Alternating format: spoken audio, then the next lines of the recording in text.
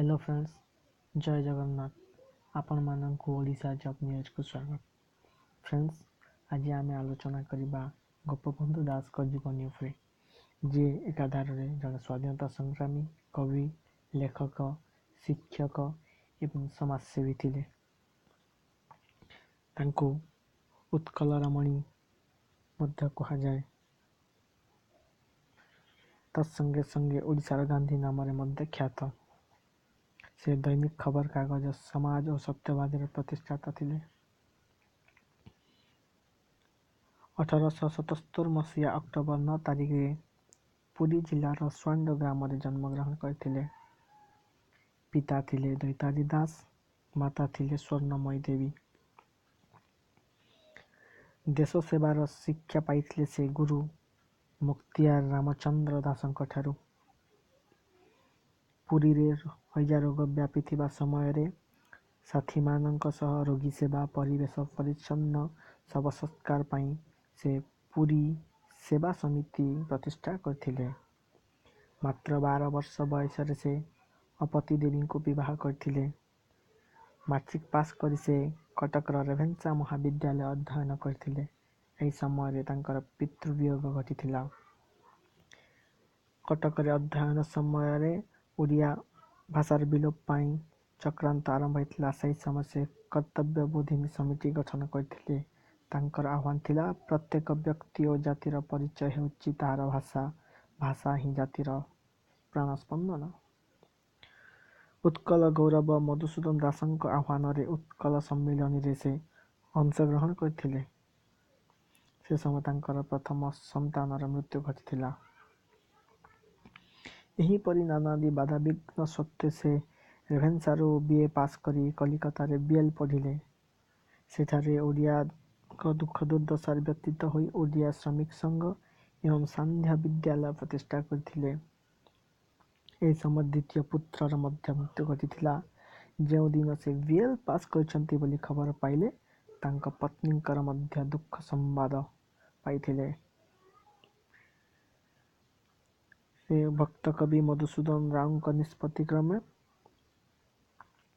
साखी गोपाल बकुल और छुरिया नाकुंजरे सत्यवादी वन विद्यालय प्रतिष्ठा करथिले। एही विद्यालय सेतेबेले स्वाधीनता आंदोलन परिचालित हेउथिला। मरुदी समय मध्य खाद्य बंटा जाउथिला।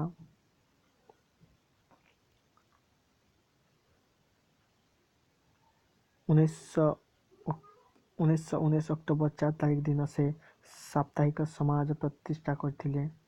1930 रे साप्ताहिक समाज दैनिक समाज रे परिणत हेतिला। से समाज रे पुलिस र मात्राधिक कार्यानुष्ठान इंग्रेज सरकारंकर खबर को प्रचार करी 1922 रे कारावरण करथिले। से कारागार रे कारा कविता एवं बंदीर आत्मकथा लिखिथिले। इटा कारा कविता कर हो जाइछि प्रिंटिंग मिस्टेक पे। कारा